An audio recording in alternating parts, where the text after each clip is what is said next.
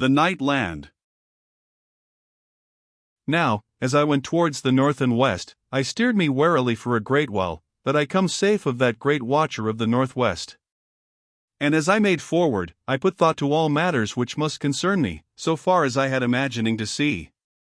And first I did consider the speed that I should keep, and found presently that I did well to be moderate, for that I had before me a great and mighty journey, and indeed, who might speak knowingly of the end thereof? And another matter, I did arrange, for I would make the times of my goings forward, and the times of mine eatings and sleepings all to a wise and regular fashion, that, thereby, I might go a great way, with the less harm to my body, so that I should be strong when the need did come for my strength. And I made in the end that I should eat and drink, at every 6th hour, and at the 18th hour sleep me until the 24th. And by this means did I eat thrice in that time, and have 6 hours of sleep.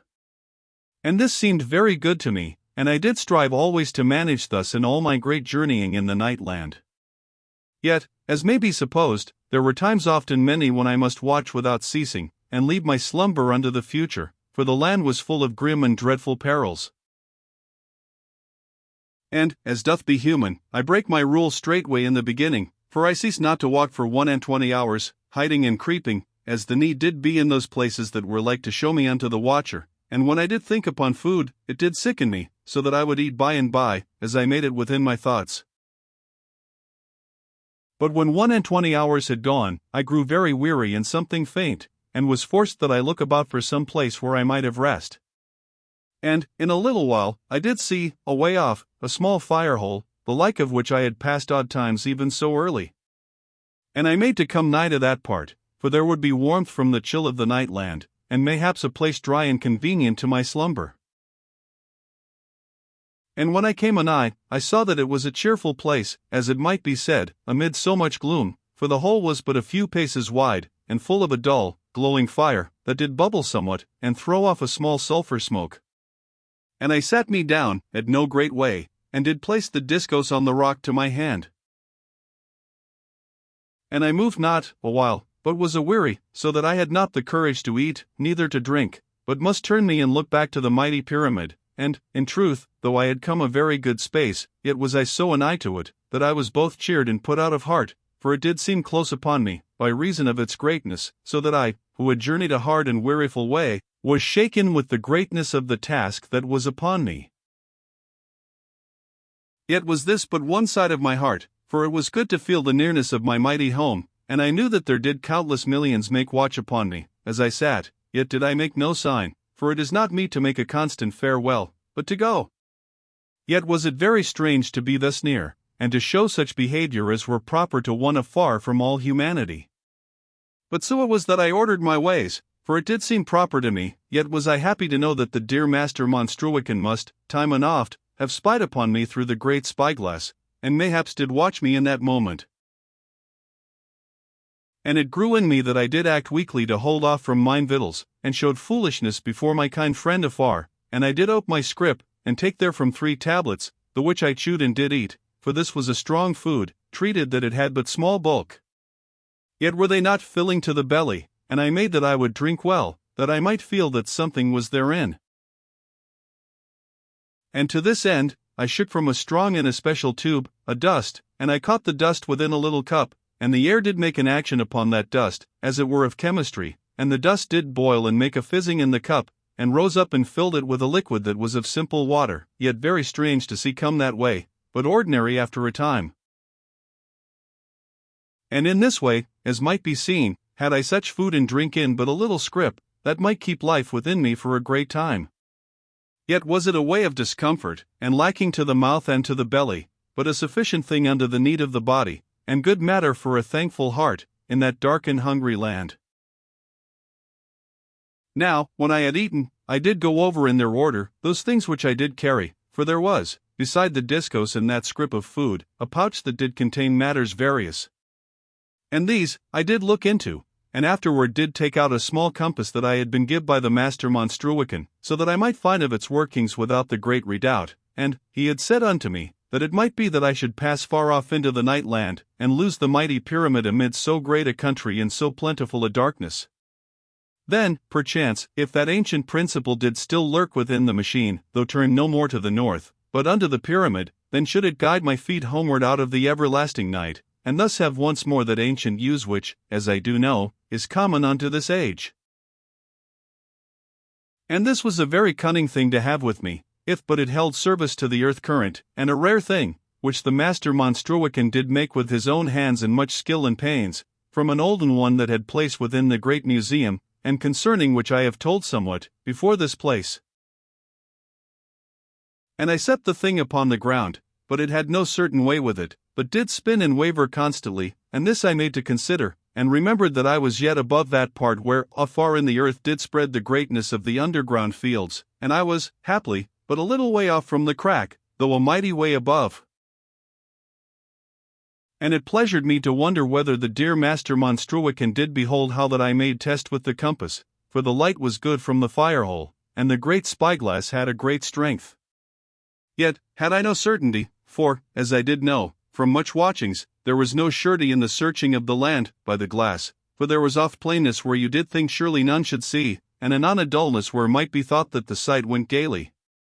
And this may be plain to all, for the wavering of the lights from the strange fires was not to be accounted to rule, but made a light here, and a darkness there, and then did change about, oddly.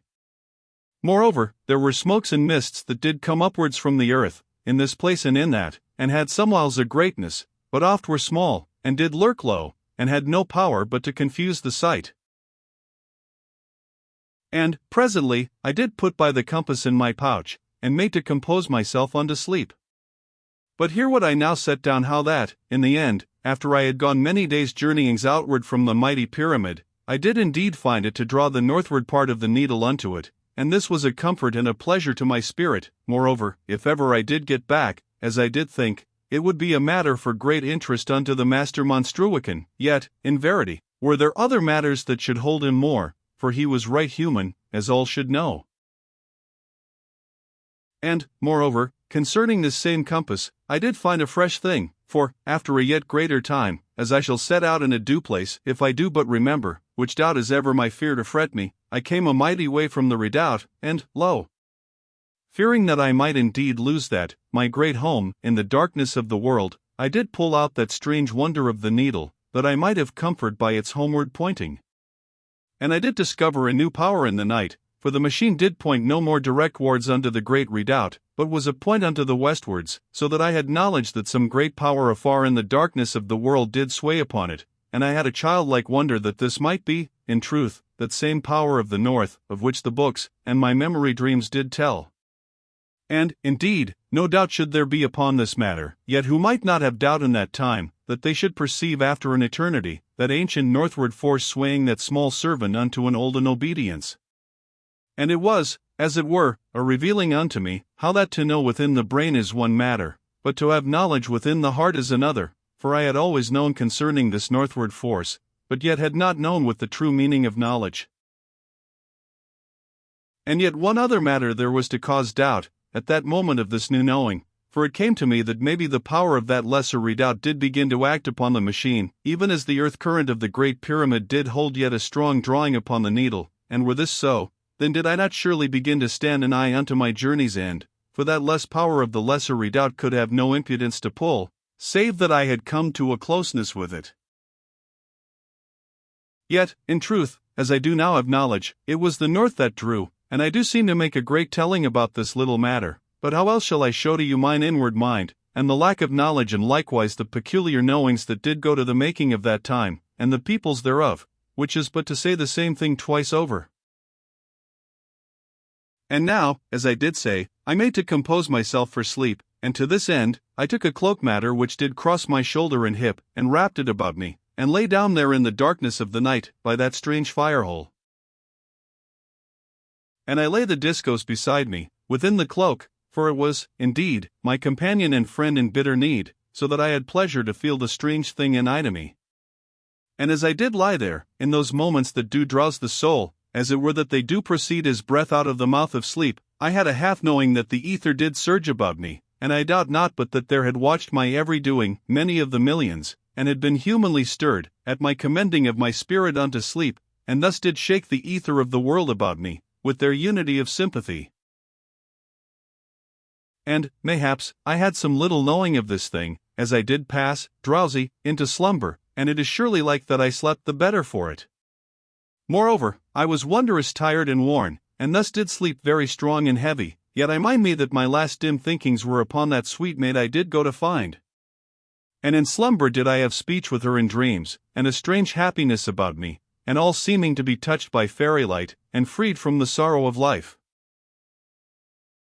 And it was from a sweet and lovely sleeping, such as this, that I was waked suddenly by a great and mighty sound, and I came instant to a possessing of my senses, and I knew that the mighty voice of the home call did go howling across the night. And, swift and silent, I slid the cloak from about me, and took the haft of that wondrous discos into mine hand. And I did look towards the pyramid, quickly, for a message, for I had a sure knowledge that there had a great need arisen, and that some terror came towards me out of the dark, else they had never waked all the night land to a knowing that an human was abroad out of the mighty refuge. And even as I did peer towards the great redoubt, I could not abide to keep my gaze entire that way, but did take a large and fearful look all about me, yet could make to see nothing, and so did stare, eager and anxious, afar into the upper blackness of the night, where did shine that final light of the tower of observation, and the same while crouched, and holding the discos, and making to glance across my shoulders, and to watch for the message, and all in the same moment. And then, afar upwards in the prodigious height, I did see the great, and bright, and quick darting flashes of a strange green fire, and did know that they spelled to me in the set speech a swift warning that a grey monster, that was a great grey man, had made scent of me in the dark, and was even in that moment of time, crawling towards me through the low moss bushes that lay off beyond the fire-hole to my back. And the message was sharp, and bade me to leap into the bushes unto my left, and to hide there, so that I might chance to take the thing to an advantage. And, as may be thought, they had scarce flashed the tale unto me, but I was gone in among the shadows of a clump of the moss bush that did grow nigh, and I sweat with a strange terror, and a cold and excited shaking of the heart. It was my spirit set strong to conquer. And lo! As I did crouch there, hidden, I saw something come very quiet out of the bushes that did grow beyond the fire-hole, and it was great, and crept, and was noways coloured but by greyness in all its parts. And the glare from the fire-hole did seem to trouble it, so that it looked, laying its head to the ground, and spying along the earth, in a strange and brutish fashion, that it might oversee the glare of the fire-hole. Yet, I doubt that it saw beyond the fire with plainness, for, in a moment, it crept swift in among the bushes again, and came out towards the edge of the fire-hole in another place, and this it did thrice unto my left, and thrice unto my right, and every time did lay its head to the earth, and spy along, and did hunch its shoulders, and thrust forward the jaw horridly and turn the neck, as a very nasty beast might go, wanton. Now, as you may think, this manner of the beast-man did shake my courage mightily, for I did think each time that it did go inward among the moss bushes, that it had made discovery of me, and would make to take me in the back, from out of the dark of the bushes, and this was an uncomfortable thing to consider, as others might think also, had any been there in the bush with me. And then, in truth, did that same swift sense of mine hearing prove helpful to my saving, for, behold, the thing did go back into the moss bushes, after that last coming out, and did seem to make as it had made a failing to discover me, and had no further intent, save to return unto the night, and I had this thought truly in mine heart, and for maybe a minute, and then, lo! Within my soul a voice did speak plain, and did warn me that the thing did make a great compass among the moss bushes about the fire-hole, having made discovery of me, and it did go warily to take me in the back, from the other side. Now, when I heard this voice speak within my spirit, I had knowledge that the dear Master Monstruican made watch from the tower of observation, and did send the speech with his brain elements, having in mind that I had the night hearing. And I trusted the speech, for in the same moment of time there did beat all about me in the night the solemn throb of the Master word, as that it had been added with speed, to give instant assurance. And I leapt quick from that clump of the moss bush, unto another, and crouched, and made a watch all about me, and kept the ears of my spirit open, knowing that the Master Monstruican did also watch all, for me. And, suddenly, I saw a little moving of a bush that grew to the back of those bushes in which I had been hid, and there came out of the bush that moved, a great grey hand, and moved the moss of the clump where I had been, as it were that something peered out of the moving bush. And there followed the great grey head of the grey man, and the head went into the clump of the moss bush where I had been. And I knew that I must strike now, and I leapt, and smote with the discos, and the thing fell upon its side, and the great grey legs came out of the hither bushes, and twitched and drew upwards, but the head remained in the bush where I had been hid. And I stood away from the thing whilst it died, and in mine hand the discos did spin and send forth fire, as it were that it did live, and did know that it had slain a great and horrid monster. And presently the grey man was dead, and I went away from those bushes, unto the far side of the fire-hole. And I stood with the discos held high and spinning and sending out fire, that they within the mighty pyramid might know that I had slain the beast-man, for it might be that it lay too much in the shadow for them to look upon. But the master Monstruican spoke not again to me, for, indeed, it was not meet to do so, except it might save me from a sure danger, for, as you may know from my past tellings, there were powers of the night land that did hearken unto such matters, and it was like enough that there had been overmuch done, even thus, for my further safety. Yet the thing could not be helped.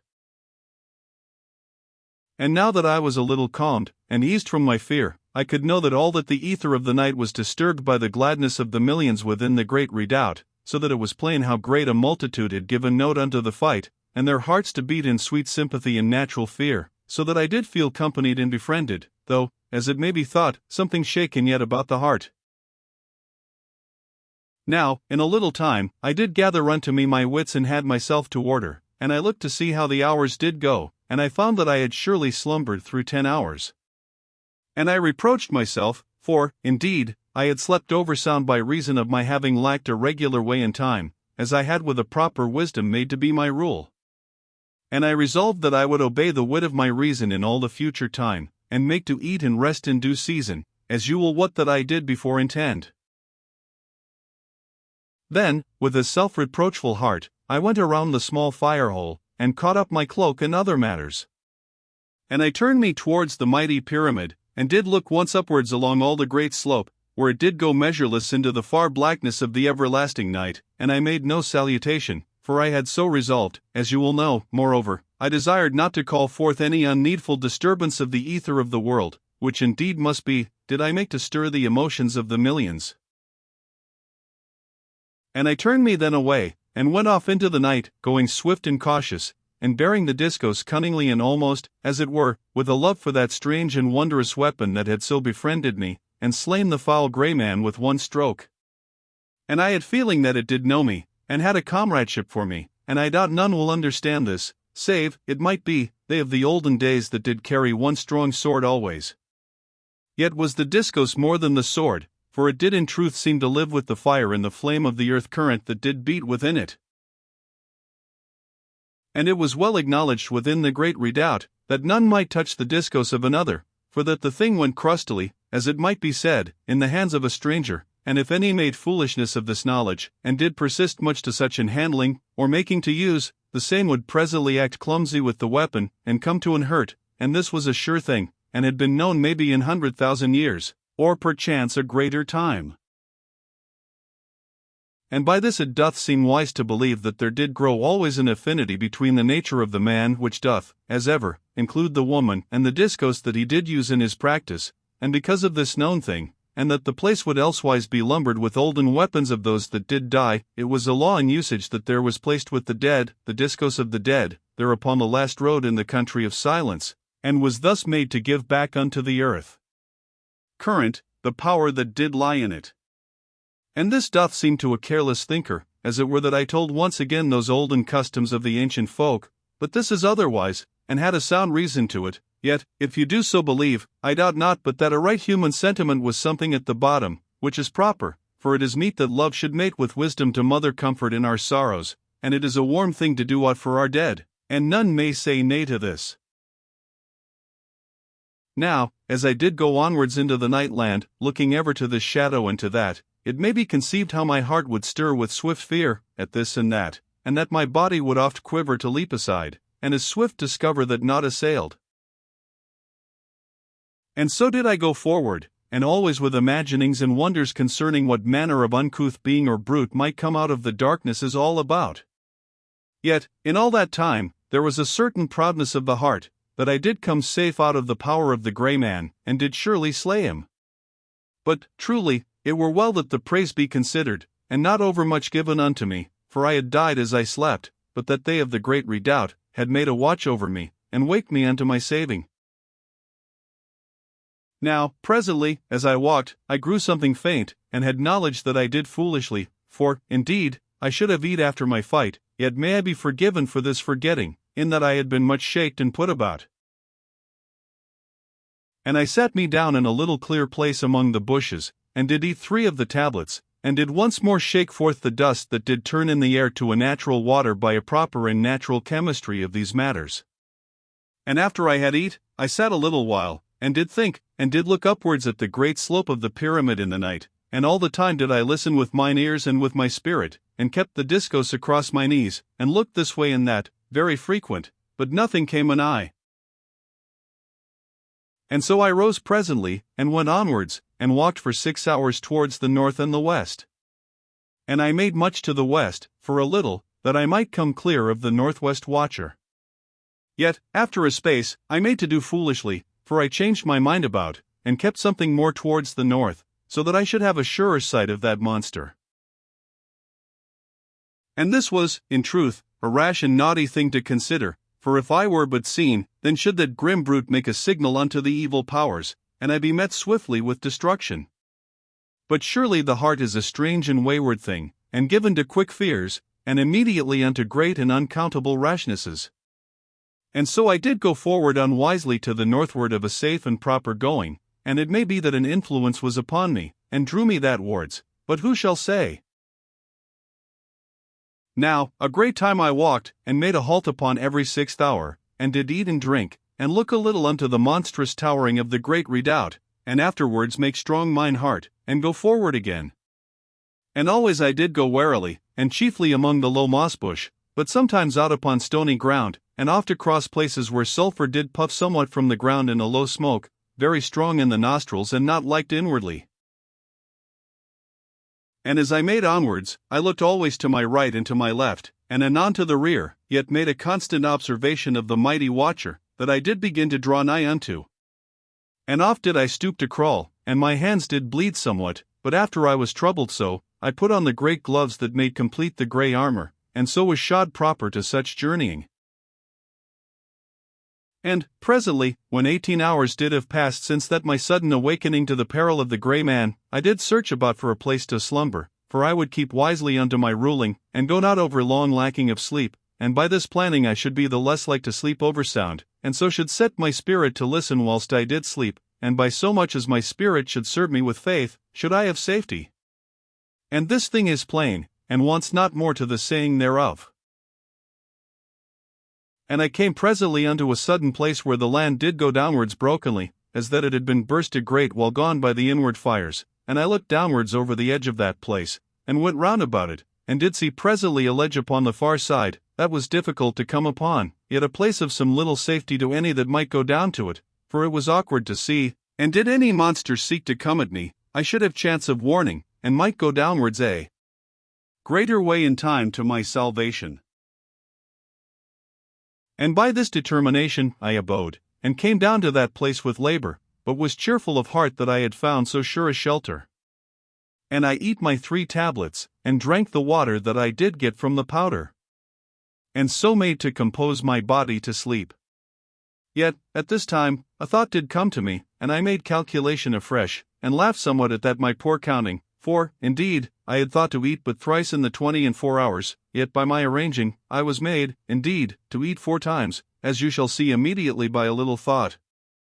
And this thing came more strong upon my spirit than any might think, for I did eat overmuch for the lasting of the food, though, in verity, it was but little to my belly, as you must all think, and have sympathy for my discomfort. And I considered a little, and had determined that I should afterwards in my journeying, eat but 2 of the tablets to my meal, and this was a wise thought, and like much wisdom, a discomposing thing. But so it was, and I set it down that you may know the arranging of my ways at that time. Now, in all this while of meditation, I had been setting my cloak about me, and was fast set to my sleeping, for I had walked a weary way. And I lay me down upon my left side, with my back to the rock, which did overhang me something above, so that I was contented to feel hid from things that might pass by in the night. And I had the cloak about me, and the discos close against my breast, within the cloak, and my head upon my pouch and upon my scrip. And as I lay thus a moment easeful, I could see that so mighty was the uprising of the great pyramid that it was not hid from me even thus, but did stand upward into the night, and did shine, and was plain to be seen above the further edge of that deep place where I did lie. And I fell upon sleep, looking upward at that final light, where, as might be, the master monstruican did bend the great spyglass upon my lonesomeness, as I lay there upon the ledge. And this was a thought of sweet comfort upon which to slumber, the which I did, but my spirit lay wakeful within my breast, and did listen through the night, and harked for all evil matters and things that did make to come anigh. But also my spirit did whisper unto Nani as I went into sleep, and so passed I into dreams. Now, it may be thought that I did act with a strange valiance, in that I composed my body so properly to slumber, and with but a little trouble of the heart concerning the coming of monsters. And in truth this hath seemed somewhat so to me, thinking since that time, but I do but set the thing that is truth, and make not to labor to an illusion of truth, and so must tell much that doth seem improper to the reality. Yet must all bear with me, and have understanding of the hardness of setting forth with true seeming the honesty of truth, which, in verity, is better served oft times by timely and cunning lies. And so shall you understand this matter so well as I. And presently my spirit waked me there in the half dark of the night land, and I looked swift about me, and upwards, and saw nothing to fear. Then did I peer at my dial, and made to discover that I had slept full over 6 quiet hours, and by this I knew the reason of mine awaking, for it was so great impressed upon me by mine inward sense and being.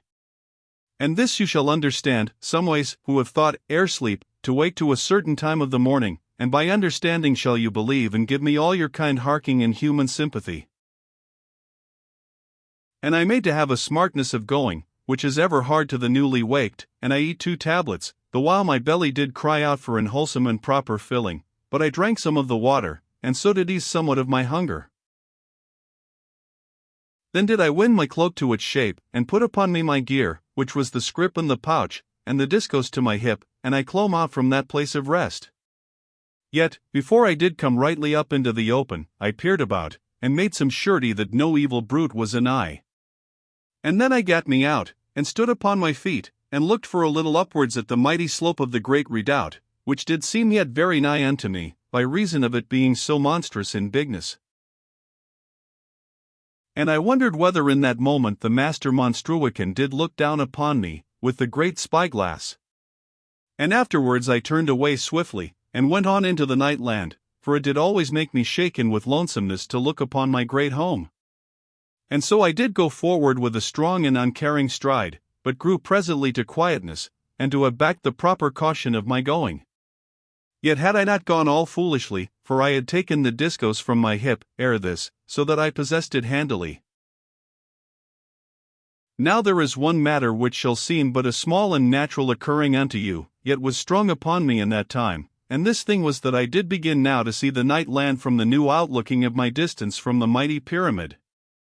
And it was as that a man of this day did go from the earth to travel among the stars, and lo! Should he not find them to shift upon his vision, so that the great bear in this and that shaping of the star clusterings should make a new order, as he did wander onwards, and so should he find that there was naught that was truly fixed, as he did before then think, but all to alter according unto the place whence the looking. And this thing shall be plain unto you, though no thought be put to the matter, for it is of an evident verity that doth need not argument to expound. And so shall you have memory of me, there a wander among those strange shapings and wonders of that grim land, the which I had never but supposed to seen but as my memory did retain them, from the lookings of all my life within the great redoubt. And so it was, and ever there did this thing and that open out to a new view, and the night land take to itself a constant new aspect to mine eyes which had never until that time had but the one fixed vision of the same. And you shall understand with me how that when, about the 14th hour of that day's travel, I did draw very nigh unto the monstrous watcher of the northwest, it did seem so utter strange from this fresh aspect that I had been like to think that I did see a new monster. For, in truth, when I did come at last to creep to within a mile of it, among the low moss bushes, I was confounded that the mighty chin did come forward towards the great redoubt, even as the upward part of a vast cliff, which the sea doth make hollow about the bottom, for it did hang out into the air above the glare of the fire from the red pit, as it had been a thing of rock, all scored and beweathered, and dull red in seeming burned and blasted by reason of the bloody shine that beat upward from the deep of the red pit. And by the way in which I do tell upon it, you shall know that I did surely view it something from the side at this immediate time, for, in truth, it was then that I did draw the nearer, and, moreover, I was the more astonished at this viewing, than I had been to the front, for it was so utter strange, and shop and so different from the brute that did hang in my memory. And a great time I did lie there upon my belly, and shaken by a fear of the beast, yet emboldened, as you may conceive, by having come to the side, and being hopeful in my heart that I was very secure within so great a shadow and the thick sheltering of the moss bushes. And surely it was that I did creep more nigh, the while that I did look, for presently I had a very plain seeing of the great monster, and did know where I had gotten to, and thereby did acknowledge unto myself that this was an utter foolishness, and like, for all that any might say, to lead unto destruction. Yet, as all must know, there was the first fear, and the ceasing of this fear, as I did what that I was so little a thing to heed out there in the shadows. And presently a gaining of courage, and the prick of my being that did crave to see clear this exceeding wonder. And so as I come close, more or less, having gone far upon my hands and knees, yet sometimes to pause, but afterwards on again. Now by this nearness, I was the more truly able to perceive how that the bulk of the watcher did rise up into the night, like a hill, and the color was mostly black, save and indeed where it did face to the red shine of the pit, and concerning this I have done telling.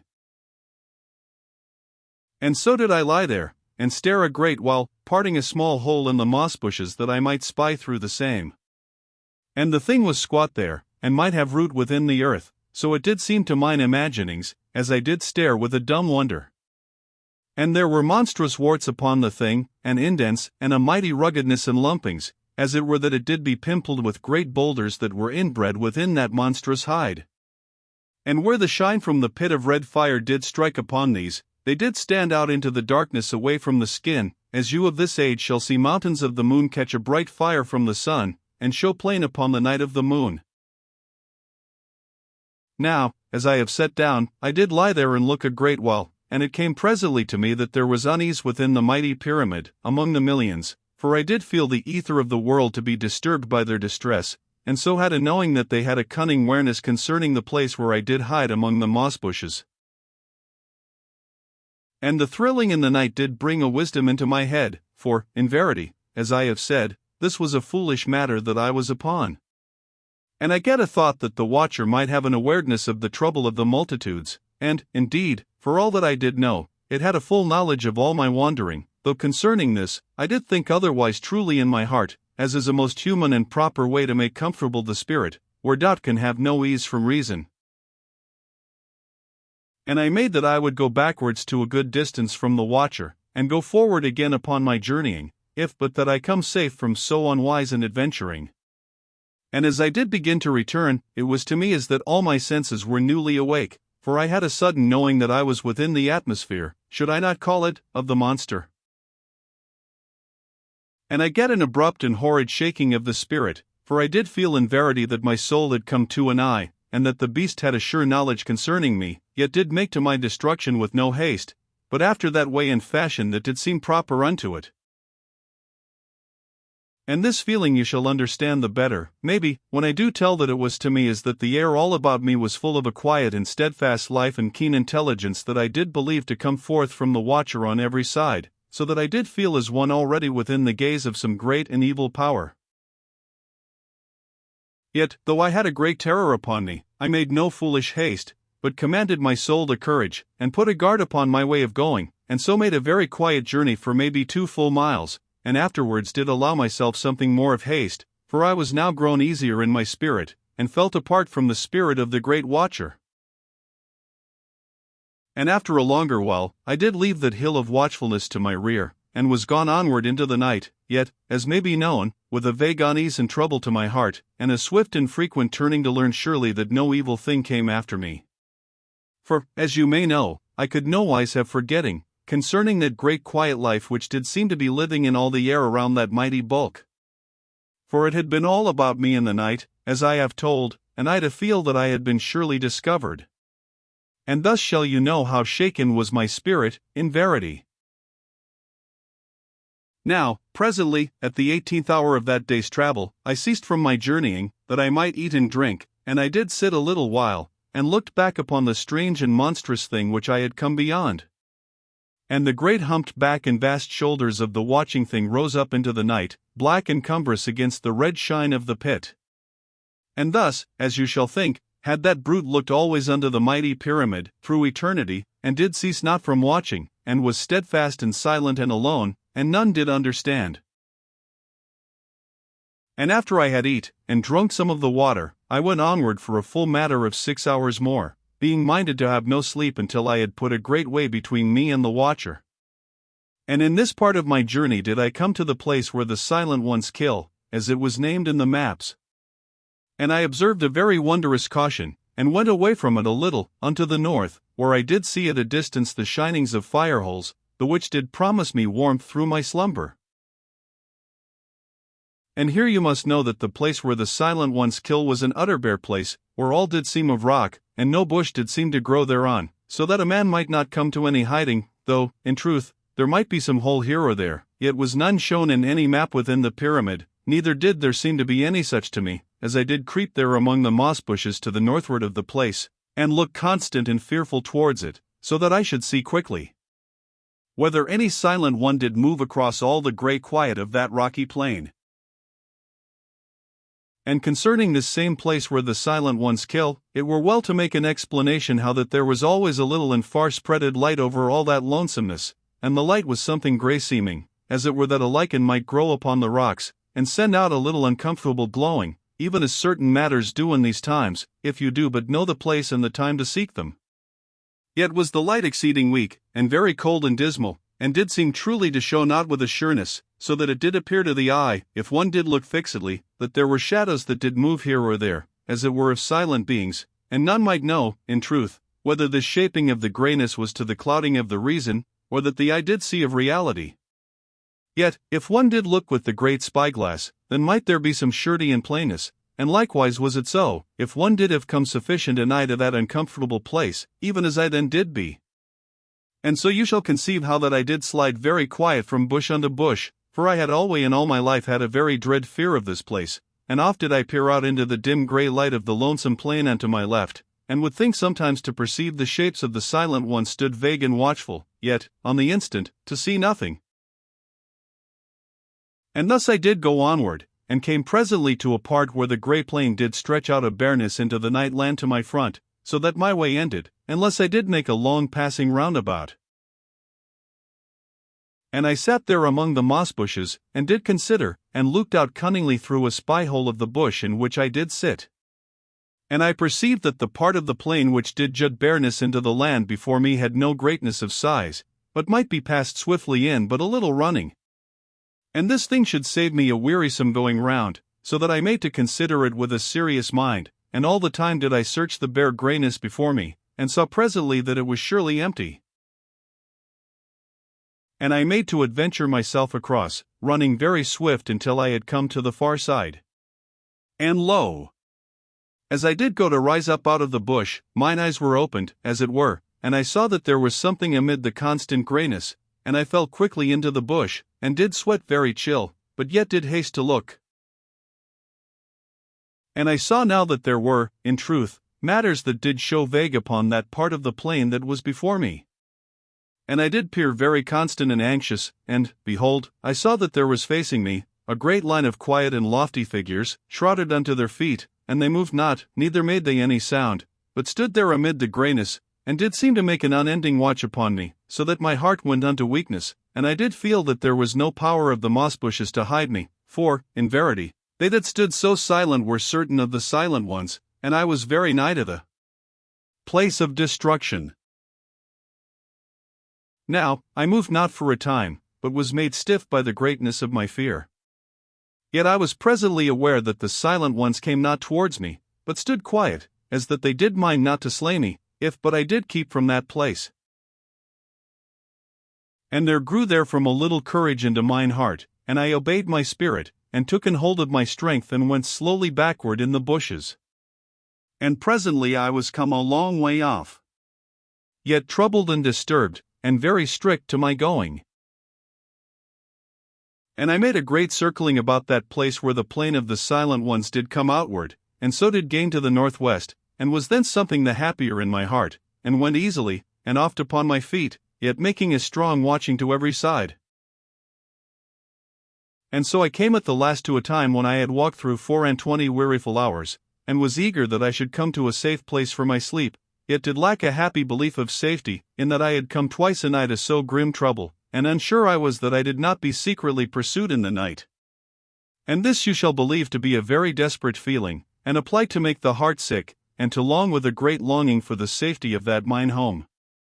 Yet had I put myself to the task, and truly I did never cease to the sorrowful remembering of that utter despair that had sounded to me plain in the last calling of mine own love, out of all the mystery of the night. And but to think upon this was to grow strong in the spirit, yet to have a fresh anxiousness that I did the more surely keep my life within me, and so come to that made salvation. Now, as you shall mind, I had spied the shine of certain fire holes somewhat to the northward, and had thought to make thereabouts a place for my sleep, for, in truth, there was a bitterness of cold in all the air of night that did surround me, and I was warmed nigh to a slow happiness, by thinking upon a fire to lie beside, and small wonder, as you shall say. And I made presently a strong walking unto that place where did glow in the night the shine of the fire holes, as I did well judge them to be, and so was like to have come over swiftly upon my death, as you shall presently see, for, as I came anigh to the first, I perceived that the light came upward out of a great hollow among the moss bushes, and that the fire hole burned somewhere in the deep of the hollow, so that I did but look upon the shine thereof. Yet very eager was I to come to that warmth, and I made more of haste than care, as I did hint, and so came very swift to the top of the hollow, yet was still hidden by the kindness of the moss bushes. And as I made to thrust forward out of the bushes, that I might look and go downward into the hollow, there rose up to me the sound of a very large voice, and deep and husky. And the voice was a dreadful voice that did speak as that it said ordinary things, and in a fashion so monstrous as that it were that a house did speak, and, in verity, this is a strange thing to say, yet shall it have the truth of my feelings and terror in that moment. And I drew back swiftly from discovering myself, and was then all feared to move, or to make to go more backward, lest that I should give knowledge that I was come anigh. And likewise did I shiver lest that I was even then perceived. And so shall you have something of the utter fear that did shake me. And I abode there, very quiet, and moved not for a very great space, but did sweat and shake, for there was a monstrous horridness in the voice that did speak. And as I crouched there within the moss bushes, there came again the large voice, and it was answered by a second voice, and thereupon there arose, as it did seem, the speech of men that must have the bigness of elephants, and that did have no kindness in all their thoughts, but were utter monstrous. And the speech was slow, and it rose up out of the hollow, brutish and hoarse and mighty.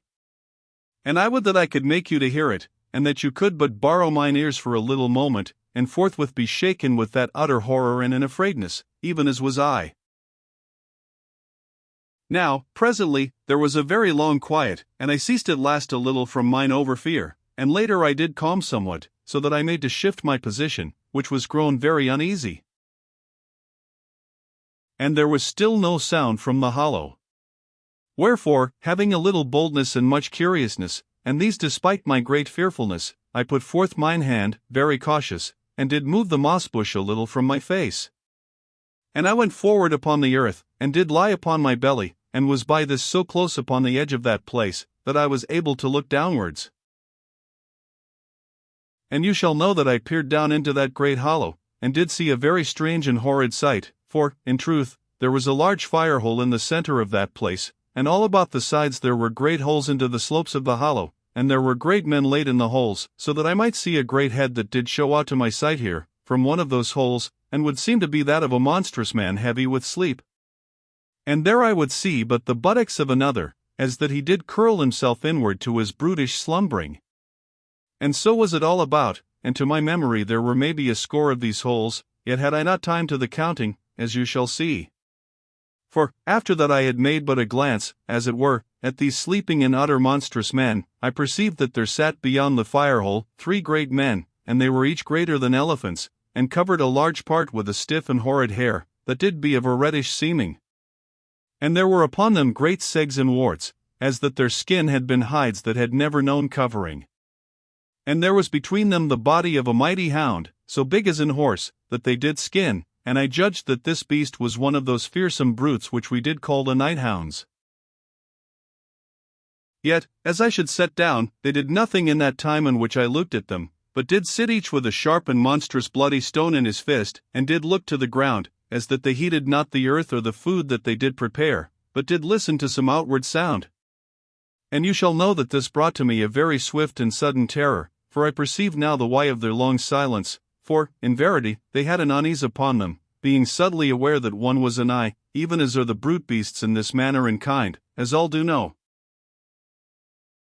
And I made to draw back, and win unto safety, if indeed this thing were to be done. And as I moved me, it may be that I shook a little earth into the hollow, for there was, indeed, a little sifting of dry dust below me, as I did what, being very keen to hear, by reason of my fright. And immediately did those 3 monstrous men look upward, and did seem to me to stare into mine eyes, as I did lie there hid amid the moss bushes. And I was so put in fear that I did clumsily, and sent another siftering of dust downward, as I did strive to go backward swift and quiet from the edge. And all the time I did look through the bushes very fixedly into the eyes of the giants, and lo, their eyes did shine red and green, like to the eyes of animals. And there rose up a roar from them that did nigh slay my soul with the horridness of the noise. And at that roaring, all the giants that did lie in the holes did awake, and began to come outward into the hollow. Now, I was surely lost, and given over to destruction, for they had possessed me immediately, but that in that moment, as I went backward, the earth gave behind me, and I fell into a hole among the moss bushes to my back, and I made first to come out very hurried, and all choked with the dust of sand and ash, but in a moment I was sane to know that I had come to a sudden hiding place, and I lay very still and strove neither to cough nor to breathe. And well for me, I came to so close a hiding, for there were all about me the sounds of monstrous footsteps, running, that seemed to shake the ground, though maybe this to be an imagining bred of my fear. And shoutings of great voices there were, and the thudding of huge feet all about, and the noises of the bushes rustling, but presently the search drew away to the southward. And I perceived that there had surely fought for me some power of good fortune. And I came up out of the hole, very cautious, and shaken and a moment weak with the beating of my heart, yet with a lovely thankfulness for my salvation. And I gat me about, and went swift through the moss bushes to the north and west for 3 hours, and ceased not to run upon my hands and knees. And by that time was I come a great way, and did have a surety in my heart of present safety. And I ceased to run, and lay quiet, for, in truth, I did near swoon away with the hardness of my travel. And indeed, as you shall know, I had slept not for 27 hours, and had scarce ceased to labor in all that time. Moreover, I had eat not, neither drunk, for 9 hours, and so shall you conceive that I was truly weary. And, presently I did slumber there as I lay, and all abroad to any monstrous thing that should come along. Yet did I wake unharmed, and found by my dial there had gone by a full 10 hours, the while that I did lie there and sleep unwotting. And I was sore perished with the cold of the night, for I had not the warmth of my cloak about me, and my belly was very empty.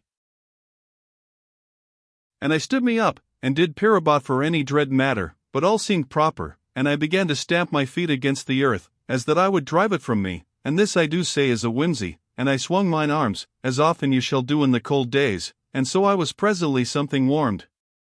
And I dismantled my cloak, and wrapped it about me, and did feel that the discos was safe to my hip. Then did I sit me down, and did glow a little with relish, in that I should now eat 4 of the tablets, for, indeed, these were my proper due, by reason of my shiftless fasting ere I came so wotless to my slumbering. And the memory of that eating doth live with me now, so that I could near to smile, for the eagerness of mine inwards was proper and human, yet were even 4 tablets but a little matter to so great an emptiness, and I drank a double portion of the water, that I might make less the void. And this thing was seemly, for, indeed, there were 2 portions due unto me. And when I had eaten and drunk, I did fold the cloak once more to shape across my shoulder, as I did carry it, and afterwards I took the discos into my hand, and went forward again to the north and west. Yet, as you shall know, I did pause a little in the beginning, and peer to every side for any close danger, and then did look more abroad of that place, but could nowhere see any matter to have me to immediate fear. And afterwards, I looked a little while at the monstrous humped back of the watcher of the northwest, and it did grow to me how steadfast the thing did look toward the mighty pyramid, and this set me to new hatred and horror of the monster, as you shall conceive and believe. And presently, I looked beyond the watcher, unto the vast mountain of the great redoubt, and I was still seeming close upon it, yet, in truth, gone a long and weariful distance. But this you shall understand was by the greatness and utter height and bulk of that shining mountain of life. And strange and wonderful it was to me to think that even in that one moment, it might be that the dear Master Monstruican did look upon my face, through the great spyglass. And I should not seem utter far to him, by reason of the power of the big glass. But to me, as I did look upward through the night, unto that far and utmost light in the upper blackness of the everlasting gloom, it did seem doubly to me that I was afar off and lost forever from mine home. And this thinking did breed in me such a great and lonesome feeling, and a weakness of the heart and spirit, that forthwith I took my courage close unto me, and did turn away quickly, and went onward to the north and west, as I have told. Now I walked for 12 hours, and in that time did eat and drink twice, and made onward again very steadfast, and happy that all did go so quiet with me, so that it was as if I had at last come to a part of the land that was given over to quietness, and lacking of monsters. Yet, in truth was I come to a worse place than any, maybe, for as I went forward, striding very strong, and making a good speed, I did hear presently a little noise upward in the night, and someways unto my left, that it seeming as that it were a strange low sound that did come down to me out of an hidden doorway above, for, indeed, though the sound did come from very nigh, as it did seem no more than a score feet above my head, yet was it a noise that did come out of a great and mighty distance, and out of a foreign place. And I did know the sound, though never, as you may suppose, could I have heard it in all my life. Yet had I read in one of the records, and again in a second and a third, how that certain of all they that had adventured from the pyramid into the night land to seek for knowledge, had chanced to hear a queer and improper noise above them in the night, and the noise had been strange, and did come from but a little way upward in the darkness, yet was also from a great and monstrous distance, and did seem to moan and hum quietly, and to have a different sounding from all noises of earth.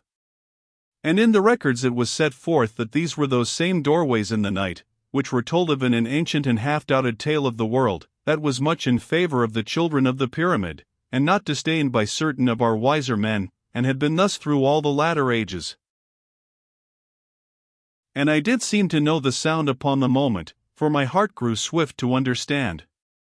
And it was a very dread uncomfortable sound, and you shall know how it did seem, if you will conceive of a strange noise that doth happen far away in the country, and the same noise to seem to come to you through an open door near by.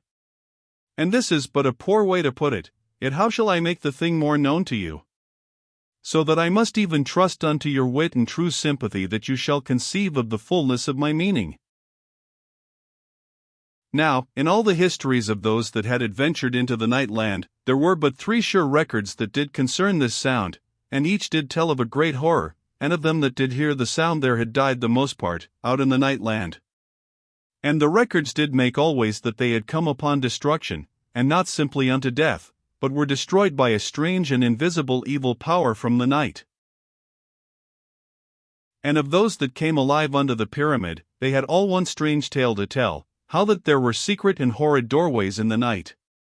Yet how this thing could be plain to them, who may know truly, save it be that the eyes of their spirits did behold that which was hid to the eyes of the flesh. And there was afterwards writ a proper and careful treatise, and did set out that there did be ruptures of the ether, the which did constitute doorways, as those more fanciful ones did name them, and through these shatterings, which might be likened unto openings, there being no better word to their naming, there did come into this particular condition of life, those monstrous forces of evil, that did dominate the night, and which many did hold surely to have been given this improper entrance. through the foolish and unwise wisdom of those olden men of learning, that did meddle over far with matters that did reach in the end beyond their understanding. And this thing have I told before, and it doth seem proper unto my belief, for it is always thus, and I have that same taint within me, as must all that have the zest of life. Now, by this that I have set down swiftly, to make a little clear the sure horridness of this sound, you shall know, even with me, the great horror that did come immediately upon my spirit, and I did know that my search was surely like to have an end in that moment, and I bared mine arm, for my teeth, where the capsule did lie below the skin, and so was ready to an instant death, if that destruction did come upon me. And in the same moment, I did fall silent, inward among the moss bushes, and did begin to creep very quiet toward the right, for, as you will mind, I had heard the sound over beyond my left.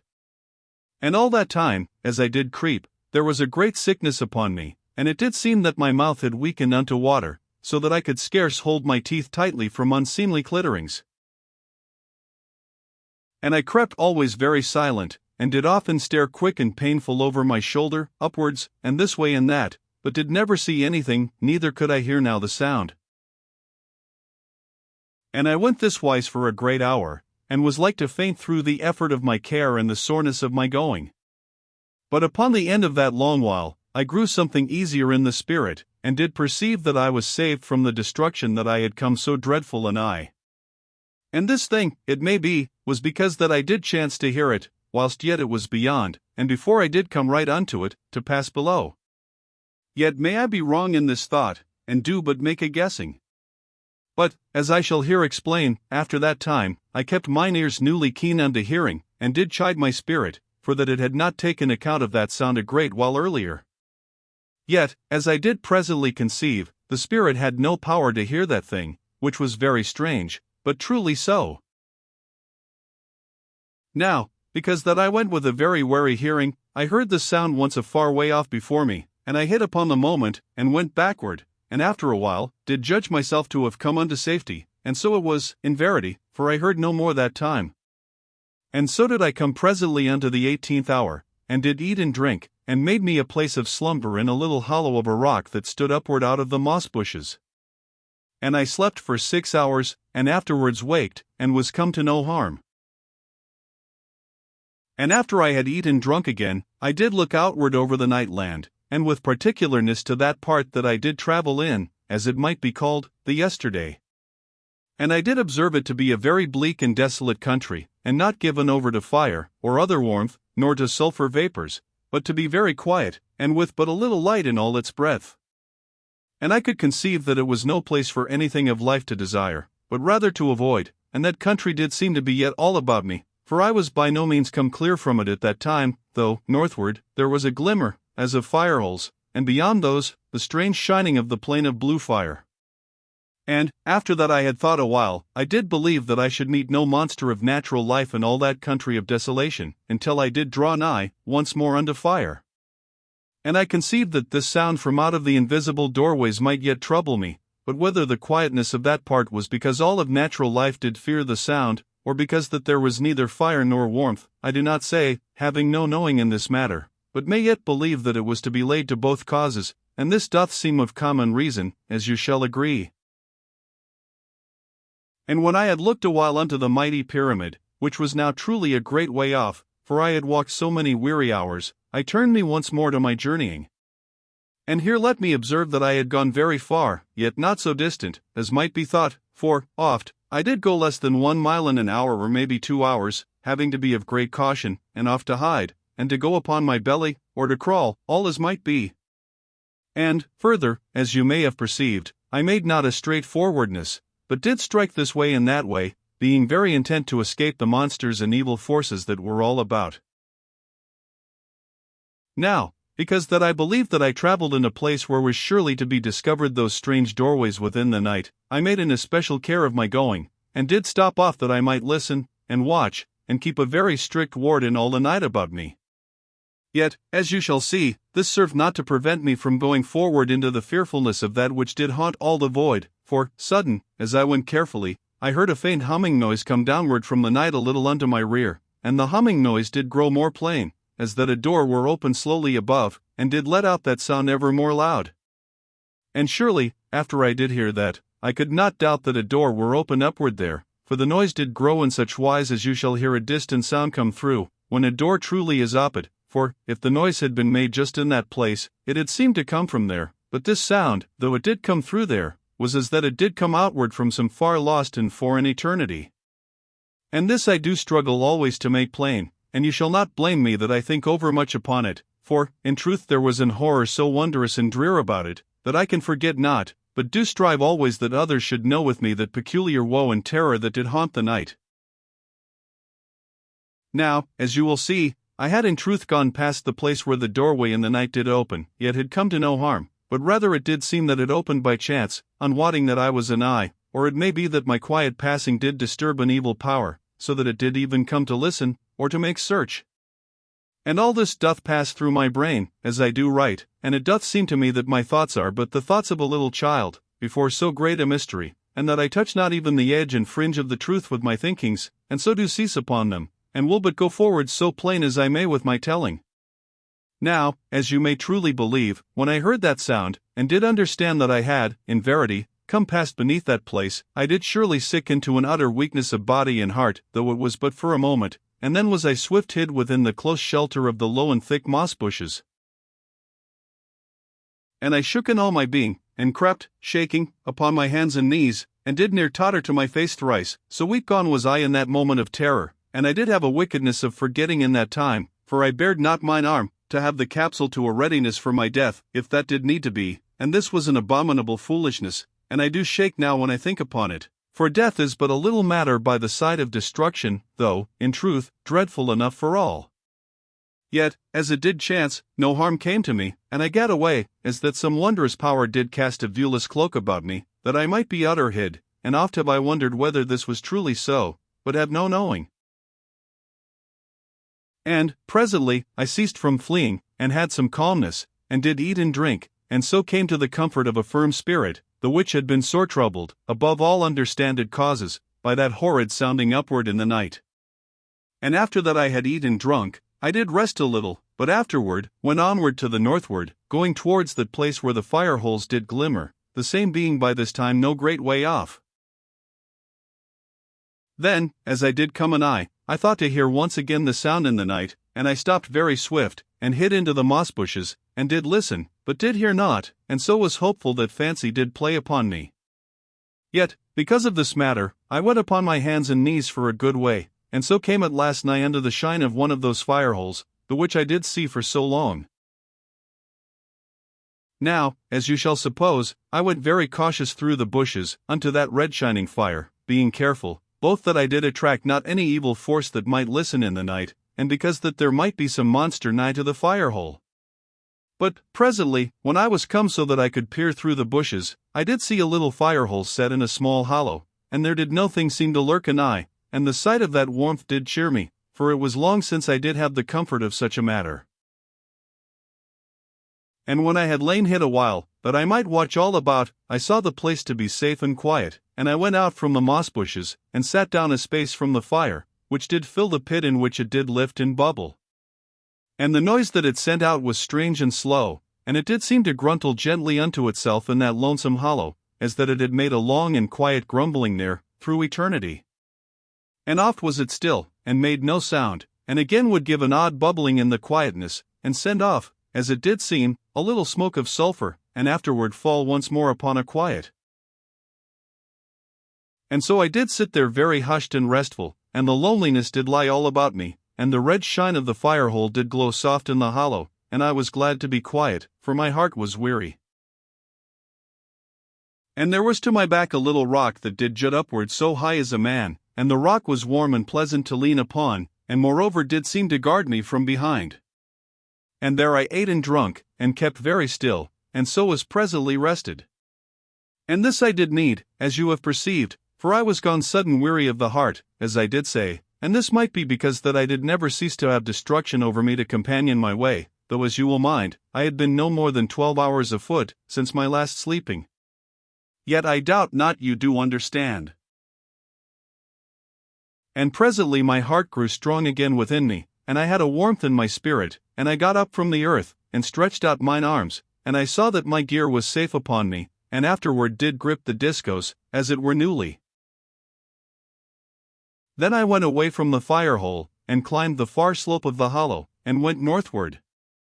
And there were before me many of the fire holes, for I did perceive them to shine in the night for a great way, as it did seem that they were a path of red shinings that led me onward to the northwest of the light of the plain of blue fire.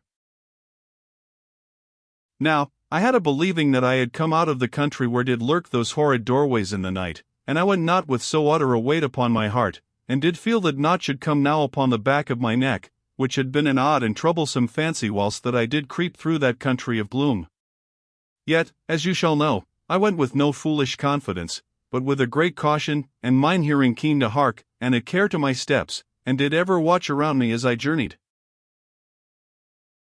And because that I went forward in this proper and sedate manner, I had great cause for a thankful heart, as you may perceive, for I had come after a long way to another of those hollows where did burn one of the fire holes, and I made a pause upon the edge of the hollow in which it did lie, and looked downward, keeping guarded within the moss bushes, where they grew anigh to the top thereof. But there was no living thing there to be seen, and I went downward, so that I should warm my body at the fire. And lo! As I stood upon this side of the fire hole, and turned myself about, I looked presently more keenly to the other side, for the yellowness of the earth did seem a little strange in one place. But I could see with no plainness, because that there arose a glare from the fire against mine eyes, and I went round, that I should look the better, yet with no fear or thought of evil in my heart. And, truly, when I was come upon that far side of the fire hole, lo! There was spread out in the yellow sand of that place a curious thing, and I went more nigh, and stooped to look upon it, and behold it moved, and the sand all about did move for a great space, so that I gave back very swift, and swung upward with the discos. And, strangely, I heard the sand to stir at my back, and I looked round very quick, and the sand rose upward in parts, and sifted back, and there came to my sight out things that did move and curl about. And immediately, before I knew which way to go, I knew that the sand did shift under my feet, and did work and heave, so that I was tottered, and was shaken also in the heart, for I knew not what to think in that instant. Then did I perceive that I was all surrounded, and I ran swift upon the heaving sand, unto the edge of the fire hole, and I turned there, and looked quickly, for I did not know what this new terror should be. And I saw that a yellow thing did hump upward from out of the sand, as it had been a low hillock that did live, and the sand shed downward from it, and it did gather to itself strange and horrid arms from the sand all about it. And it stretched two of the arms unto me, but I smote with the discos, and I smote thrice, and afterward they did wriggle upon the sand. But this was not the end, as I did hope, for the yellow thing arose, and ran at me, as it might be that you should see a spider run. And I did leap backward, this way and that, but the monster had a great swiftness, so that I did seem surely lost. Then made I a strong and instant resolve, for I perceived that I had no hope to slay this thing, save that I should come at it in the body. And I put everything to the chance, and made not to escape any more, but ran straight in among the legs, and there were great hairs like to spines upon the legs, and these had pricked me to the death, but that the armor saved me. Now, I had done this thing with a wondrous quickness, so that I was under the mighty arching of the legs before the yellow thing did what of my intent. And the body was bristled with the great hairs, and poison did seem to come from them, and to ooze from them strangely in great and shining drops. And the monster heaved itself up to one side, that it might bring certain of the legs inward to grasp me, yet in that moment did I smite utter fierce with the discos, thrusting.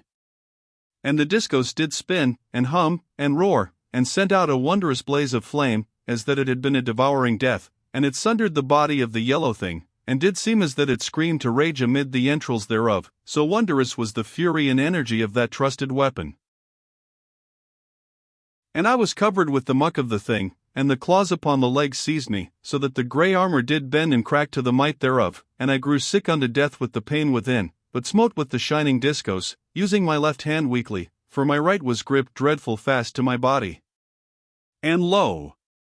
I was sudden free, and a great blow did knock me far across the hollow, so that I was like to have fallen into the fire hole, but fell instead upon the edge, and came backward unto safety. And I turned me about, and the yellow thing did throw the sand all ways, as it did die, but had lost power to come upon me. And for my part, I lay weak upon the earth, and was no more able to fight, nor could I do more than breathe for a great while, but yet came presently to health, and made to examine my hurts. Then I saw there was no great wound anywhere upon me, but only an utter bruising, and I found upon my right leg that there was a sharp and hairy claw clipped about it, but the armor had saved me from harm of the horrid thing, so that I did but kick it free with my left foot, and thence into the fire-hole. Now, by this time, that monstrous creature was dead, but I held off from it, and went upon the other side of the fire, for I was yet surely in horror of it.